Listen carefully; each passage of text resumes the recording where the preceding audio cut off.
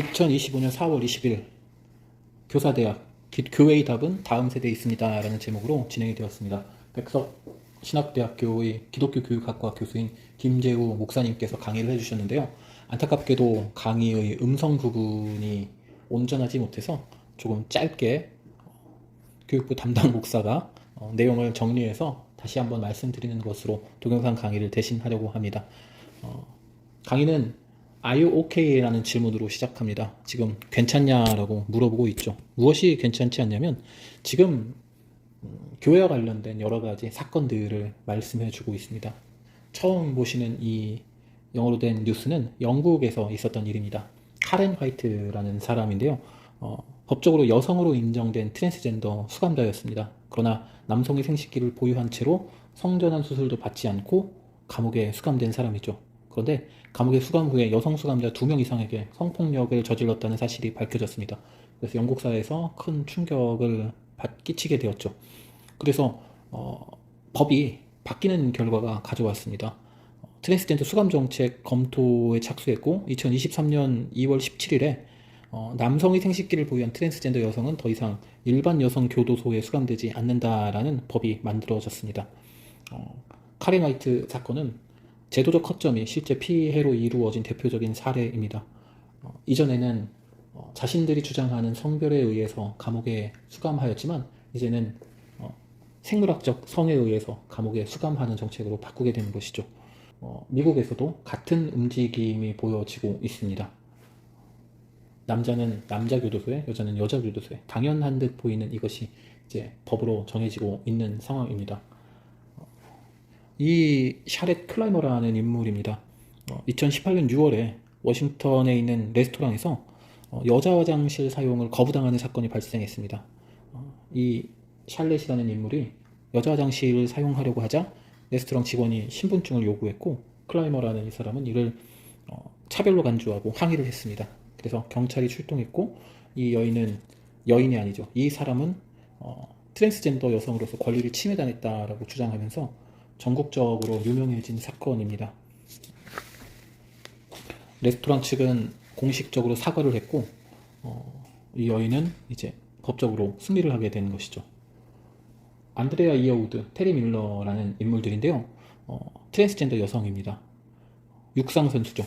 코네티컷주의 고등학교 육상 대회에서 여자 선수로 출전을 했습니다. 그래서 여러 차례 우승을 차지했죠. 그래서 다른 여성 선수들하고 학부모 사이에서 논란이 생기게 됐습니다. 생물학적인 남성인데, 신체적으로는 남성인데 여자들이 경기하는 곳에 가서 우승을 차지하니 다른 여자 선수들 학부모들이 문제를 제기하는 것이죠. 2020년 법적 분쟁이 2020년 여성 선수 4명이 미국 교육부에 민원을 제기했고 연방 법원에 소송을 제기했습니다.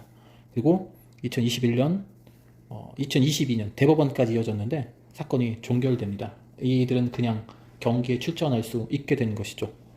이 테리 밀러라는 여자에 대해서 남자인지 여자인지 알 수 없는 이 테리 밀러에 대해서 이제 기록을 좀 찾아보니 2등을 한 적도 있습니다. 여자 선수가 이 트랜스젠더 여성 선수를 이기는 경우도 있었다라는 기록이 나오기도 하네요. 대단한 여자 선수인 듯합니다.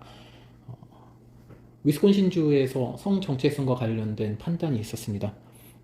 중학생 자녀가 여성인데 나는 남성이다라고 선언을 하는 것이죠. 그래서 이름을 새로 달라고, 그리고 자신을 부를 때에는 남성 대명사 she가 아니라 he라고 불러달라고 요청을 했죠. 학교는 이를 존중하겠다라고 말했습니다.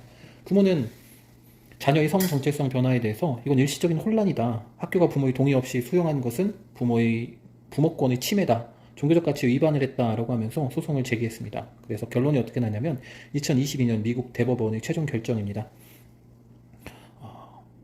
학교가 트랜스젠더 학생의 성 정체성을 존중하는 정책을 수행할 수 있다라는 판단이 유효했다. 그래서 학교가 아이의 성 정체성을 인정하는 것으로 결론이 나와버렸습니다. 부모의 종교적 가치와 학생 개인 권리 사이에 긴장이 일어나게 됐고 학교가 승리하게 된 것이죠. 많은 논란이 일어나게 됐는데요. 이런 내용들은 참 많습니다. 지금 보시는 이 이마네 칼리프 2024년 파리올림픽의 복싱 선수입니다. 2024년 파리올림픽 여자 복싱 66kg급 경기에서 RGL의 이마네 칼리프와 이탈리아 안젤라 카리니 간의 경기가 논란을 일으켰습니다.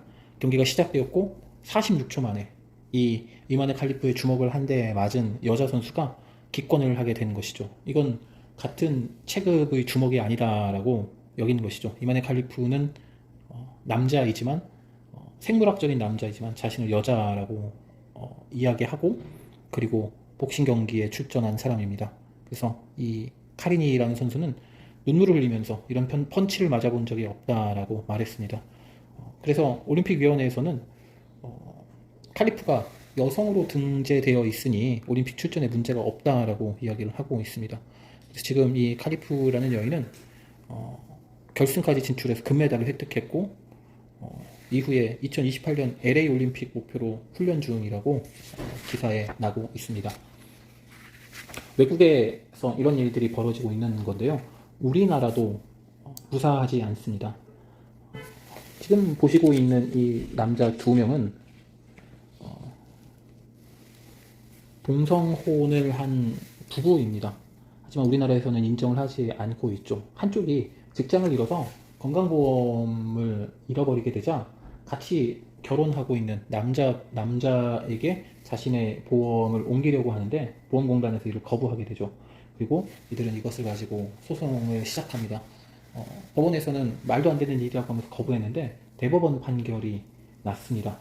그래서 2024년도 7월에 대법원 판결이 확정이 되었는데요.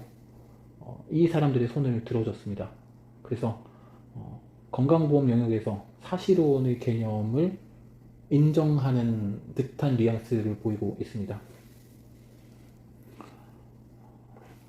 차별금지법과 관련해서도 상당히 많은 이야기들이 나오고 있죠. 차별금지법과 관련된 단어의 정의 부분입니다. 첫 번째, 성별이란 여성, 남성 그 외 분류할 수 없는 성을 말한다라고 하면서 여성과 남성 외에 다른 성을 지금 끼워놓고 있습니다. 분류할 수 없는 성, 무엇이든 다 성이 될 수 있다라고 지금 법 안에서 이야기를 하고 있죠. 차별이 금지된다라는 것은 환영할 만한 이유지만 그 안에 이렇게 교묘하게 동성혼, 동성애 또는 성적 소수와 관련된 그런 개념들을 법 안에 집어넣고 있는 상황입니다. 그래서 제주도에 있는 어떤 교회의 목사님의 사모님입니다. 성교육을 하고 계시는 사모님인데 아주 보수적인 기독교적인 성교육을 하고 있습니다. 그래서 학생들에게 동성애는 잘못된 거다, 동성애하면 에이즈에 걸린다라는 강의를 이제 했고, 아이가 집에 가서 부모에게 그 이야기를 하자 부모가 국민신문고를 통해서 민원을 제기했습니다. 이거는 지금의 관념으로는 받아들일 수 없는 강의다. 왜 그렇게 동성애와 관련해서 이렇게 나쁘게 이야기를 하고 있냐라고 아이의 부모가 이 강사님을 상대로 소송을 제기하는 그런 일도 있었습니다. 지금 보시는 이 2023년 국정감사 교육이 경기도 교육청에 있는 이야기인데요. 영상을 보시고 넘어가는 게 더 좋을 듯 합니다. 이 서울시 관내 초중고등학교 학교 도서관에 비치된 도서에 저런 내용이 들어있어요. 좀 보십시오. 이 학문 의무가 뭔지, 쓰리땡이 뭔지 우리 아이들이 알아야 한다고 생각하십니까? 응? 동물과 성관계를 맺는 것도 성적 욕망 중 하나여서 아이들이 꼭 알아야 한다고 생각하십니까? 이 쓰리땡이라는 단어는 지난 총선에 출마했던 한 후보가 방송 토론회에서 언급했다가 소속 정당에서 제명됐던 그런 단어예요. 당시 그 후보는 한 인터넷 언론에 보도된 기사를 근거로 세월호 텐트 내에서의 특정 사건을 언급한 것이었는데 이 발언의 진위 여부가 문제가 아니라 쓰리땡이라는 단어 자체가 막말이라면서 여론의 거센 비판을 받았습니다. 언론도 해당 단어를 그대로 보도하지 못하고 땡땡땡으로 표기를 했어요. 그런데 학교 도서관에 있는 사춘기 때 꼭 필요한 성지식이라는 책은 바로 이 책입니다. 이 책에는 이 쓰리땡이 뭔지, 학문 애무, 학문 섹스 뭐 이런 내용에 대해서 아주 구체적으로 다루고 있어요. 조교육감님, 이게 사춘기 때 꼭 필요한 성지식이라고 보세요? 이 10대를 위한 빨간 책에는 심지어 동물과 성관계를 맺는 남자와 여자들의 사진을 볼 수도 있어. 성적 욕망은 매우 다양하거든이라는 내용도 들어있어요. 예. 여자 사전이라는 도서는 학문 성교가 마치 일반적인 성행이라도 되는 양 상세히 설명을 하고 있습니다. 소년들의 솔직한 몸 탐구 생활이라는 책은 남자 동성애자, 여자 동성애자들의 성교 방법을 각각 적나라하게 묘사하고 있습니다. 교육감님 이거 보이시죠? 자료화면. 한번 예. 소리내서 읽어봐 주시겠습니까? 소년들의 솔직한 몸 탐구, 남자끼리 성교하나 요거 말씀하시나요? 다 읽어보세요 한번. 여자 둘이서는 어떻게 성교하나요? 이렇게 두 가지 질문으로 되어 있습니다. 왜 내용까지도 다 읽어보시죠. 상세하게 써져 있는데. 예. 이 교육감님은 이런 동물과의 성관계, 쓰리땡, 학문의 무, 뭐 이런 동성애 성교 방법 같은 내용을 초등학생을 비롯한 우리 아이들에게 가르쳐도 괜찮다고 생각하세요? 그리고 초등학생한테는 좀 부적절한 게 지금 저는 그렇게 느껴지네요. 그럼 중학생, 근데 맥락이 지금 어떻게 중학생은 되는지 괜찮아요? 이게 지금 이게 자, 교육감님, 이 예. 성인인 자신도 낯이 뜨거워서 입에 담지도 못하는 예. 내용을 우리 아이들한테 마음대로 읽으라고 학교 도서관에 비치해 놓으신 거 맞잖아요. 잘못하신 거 맞죠? 이거 예. 지난 9월에 이 학부모 단체들을 비롯한 여러 시민 단체들이 이 문제가 되는 도서가 학교 도서관에 비치되어 있는 현황을 밝혔어요. 근데 이 낯뜨거운 음란 도서 17종 1258권이 초중고등학교 도서관에 비치가 되어 있는데 이 중 72.7%가 초등학교에 집중적으로 비치되어 있습니다.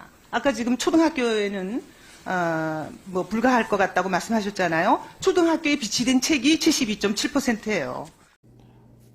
이런 외국과 우리나라의 사례들을 보면서 이렇게 묻고 있습니다. Are you okay? 괜찮습니까? 라고 질문하고 있죠. 고린도후서 4장 4절에서는 세상의 신을 믿지 아니한 자들의 마음을 혼미하게 하여 그리스도의 영광의 복음의 광채가 비치지 못하게 함이니 라고 말씀하고 있어서 세상의 그 어두움에 대해 이야기하고 있습니다. 그리고 C.S. 루이스는 우주는 두 진영으로 나눠져 있다고, 하나는 하나님께 속한 진영, 하나는 반역한 진영으로 나눠져 있다라고 말하고 있기도 합니다. 그래서 우리는 하나님의 뜻을 따르든지 반대의 길로 가든지 둘 중에 하나를 선택해야만 한다라고 이야기하고 있습니다.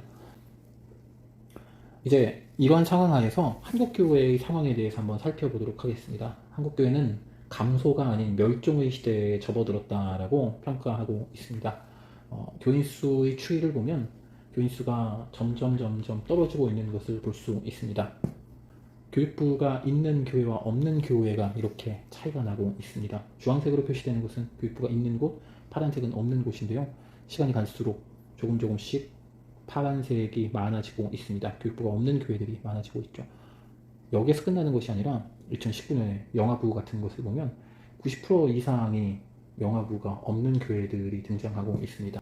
특히 초등부와 관련된 자료인데요. 오른쪽 중간에 빨간 글씨로 되어 있는 부분입니다. 일반 초등학생은 인원으로 치면 4.3%가 2013년에서 22년까지 감소했지만 교회의 초등부는 그 9배 가량인 35.9%가 감소하고 있습니다. 초등부가 위기를 맞고 있죠. 나머지 부서도 안전하지 않습니다. 서울에 있는 은평교의 모든 교회를 당래성 목사님이라는 분이 전수조사를 한 적이 있습니다. 그곳의 청소년 복음화율은 2%, 그리고 다음 세대가 있는 교회는 3%입니다. 겨울캠프를 진행하는 교회는 겨우 1%라고 말하고 있습니다. 루이스 부시라는 선교학자가 위로 10도에서 40도 사이에 있는 이들을 보면서 저들의 복음화율이 2%에서 3% 정도 되어 있다. 저들이 에게 복음이 전해지면 예수 그리스도께서 재림하시는 그날이 오게 될 것이다 라고 주장했던 10도에서 40도까지의 창입니다. 선교의 대상들인데요. 이것이 이제 2008년에 이르러서는 바뀌게 됩니다. 4에서 14. 이것은 연령을 표시하고 있습니다. 4살에서 14살까지 복음화율이 2%에서 3%밖에 되지 않는다라고 말하고 있습니다. 그러니까 우리의 다음 세대들은 미전도 종족과 같은 개념으로 이들은 전도해야 하는 것이 아닌 선교해야 할 대상으로 변하고 있다라고 말할 수 있습니다. 이런 위기 상황 가운데 우리는 어떻게 해야 할지, 어떤 방법을 찾아야 할지에 대해서 기본적인 해결책을 약간이나마 제안해주고 있습니다. 첫 번째, 현재의 상황을 인지하고 받아들이라 라고 말하고 있습니다. 그래서 여러 가지 여러 가지 시도들이 등장하고 있습니다. 다음 세대들을 위하여서 그들을 살리기 위한 여러 가지 시도들이 등장하고 있습니다. 그리고 두 번째로 교회-학교의 생태계를 회복하라고 말하고 있습니다.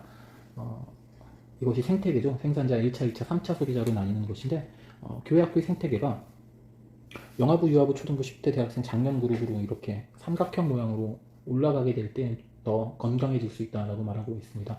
영아부에서 아이들을 올려보내고, 유아, 유치부에서 초등부로 올려보내고, 초등부에서 중고등부로 올려보내고, 이런 식의 생태계를 회복하는 것이 필요하다라고 합니다. 지금 보시는 이 책은 군산에 있는 드림교회 임만호 목사님이 심호하시는 교회인데요.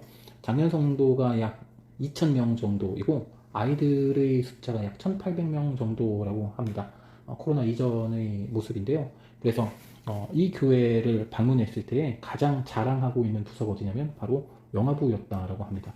영아부에서 매년 50명씩 유치부로 아이들을 올려보내고 있다라고 합니다. 영아부는 어떻게 전도하냐면 산부인과 앞으로 또 그리고 산후조리원 앞으로 전도를 하러 간다라고 합니다. 그래서 영아부를 담당하고 계신 전도사님께서 이것들을 다 십수년째 담당하고 계신다라고 말하고 있습니다. 그래서 이 군산드림교회 임만호 목사님은 교회에서 가장 뛰어나고 가장 열심히 있는 사역자를 아래쪽으로 영아부나 유치부 쪽으로 배치하는 방향을 생각하고 있다라고 이야기를 합니다.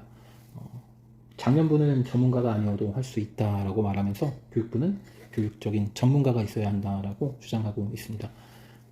그리고 최윤식 박사님도 이렇게 이야기를 하고 있죠.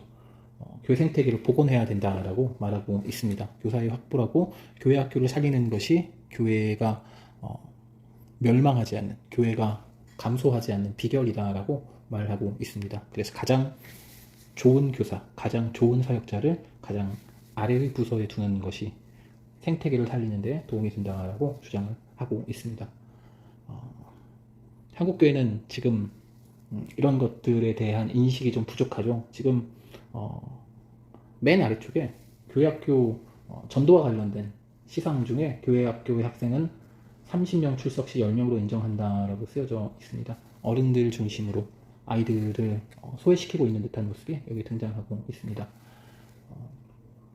학생들이 가장 많이 교회를 이탈하는 시기가 언제인지 아시나요? 도표를 보시면 초등학교와 그 이전 시기입니다. 약 5학년, 6학년 때의 학생들이 교회에 가장 많이 들어오고 가장 많이 빠지는 시기라고 합니다. 그래서 이렇게 교회 학교가 위기에 처하고 있는 이런 상황 가운데서 생태계를 회복할 수 있다면 조금은 감소하고 있는 그 인원들을 극복할 수 있다라고 말할 수 있습니다. 그리고 이를 위해서 세 번째 해결책입니다. 생각의 전환입니다. 패러다임 시프트라고 이야기를 하고 있는데요. 첫 번째는 목표 지향적인 사역을 하라라고 말씀하고 있습니다. 지금 보고 있는 이 사람은 앨런 머스크입니다. 그 사람은 샌프란시스코에서 LA까지 차로는 6시간 이상이 걸린다라고 하는데요. 20분 만에 가고 싶었다라고 합니다. 그래서 20분 만에 도착하는 것을 목표로 삼고 여러 가지 스케치를 통해서 계획들을 세워보았죠. 막히지 않아야 되고 속도는 얼마 정도가 나와야 되고 이를 위해서는 그 공기의 저항을 줄여야 하고 이렇게 계속해서 아이디어를 만들어서 하이퍼루프라는 것을 이제 발표했다고 합니다. 우리나라 전라북도도 이 하이퍼루프 사업에 도전장을 던졌다라는 뉴스입니다. 또 한 가지 이제 우주왕복선의 보조 연료통이죠. 이것이 원래는 바다에 빠지게 되는데 이걸 다시 쓸 수는 없을까? 원래 발사되었던 그곳으로 돌아올 수는 없을까라고 목표를 세우는 것이죠. 해보니까 됐다라고 이야기를 하고 있습니다. 이건 우주복입니다. 나사에다가 우주에 가는 우주인들이 입는 우주복인데 이 우주복과 관련된 디자인을 어디에 의뢰를 해서 어디에 조언을 구했냐면 마블에다가 조언을 구했다고 합니다. 마블에서는 나사를 포함한 다양한 우주와 관련된 연구소에다가 이미 의뢰를 해 놓은 상황이었기 때문에 이 디자인을 함에 있어서 마블에게 도움을 구했다라는 이야기는 유명한 이야기입니다. 이렇게 목표 지향적으로 조금 더 유연하게 아이들이 좋아하는 것을 한번 찾아봐야 되겠죠. 가장 좋아하는 것은 찬양, 그리고 불만족의 가장 첫 번째 이유는 설교의 시간입니다. 긴 설교를 아이들이 좋아하지 않죠. 그리고 공과와 관련되어서도 하기 싫어하는 아이들은 재미가 없기 때문이다 라고 말하고 있습니다. 그리고 공과 공부에 만족하는 아이들을 조사해 본 결과 가장 많은 아이들의 응답은 선생님들이 좋았기 때문에 공과 공부를 한다라고 이야기를 하고 있습니다. 그렇다면 아이들은 설교 시간이 길어서 싫고 찬양하는 것이 좋고 또 공과는 재미없고 좋은 선생님들을 원하고 있는 이것들을 모아서 우리가 하고 있는 이 예배의 방식들의 변화를 한번 추구해 봐야겠죠. 목표가 방법을 결정하도록 만들어야 합니다. 이를 위해서 어린이 교회가 지금 우리 교회에서는 진행이 되고 있습니다. 어린이 교회, 어린이 중심으로 어린이가 함께 사역을 할 수 있는 이런 개념으로 지금 만들고 있고요. 자녀를 축복하는 기도문입니다. 본당에서 부모님들이 아이를 데리고 이 기도문을 가지고 기도를 하는 것이죠. 머리에 손을 얹고 머리로 축복해달라고, 눈에 손을 얹고 눈을 축복해달라고, 귀에 손을 얹고 입술에 손을 얹고 가슴에 손을 얹고 손과 발에 손을 얹고 손을 위해서 발을 위해서 밟는 땅마다 복음이 선포되게 해달라고, 입술 가운데 말씀으로 함께 해달라고, 귀를 축복하셔서 하나님 말씀 잘 듣게 해달라고 기도하는 기도문입니다. 이렇듯 교회 학교는 위기를 맞이하고 있고요. 이 위기를 극복하기 위하여서 목표를 중심으로 하여서 사역을 하는 것을 제안하고 있습니다. 교수님의 강의 자체를 올려드렸으면 정말로 좋았겠지만 동영상에서 음성이 사라져버린 관계로 부족하나마 제가 들었던 것을 기억하면서 말씀을 드립니다. 30여 분이 안 되는 강의를 들으시고 내용을 그 소감문 링크를 따라가서 작성을 하시면 될 듯합니다.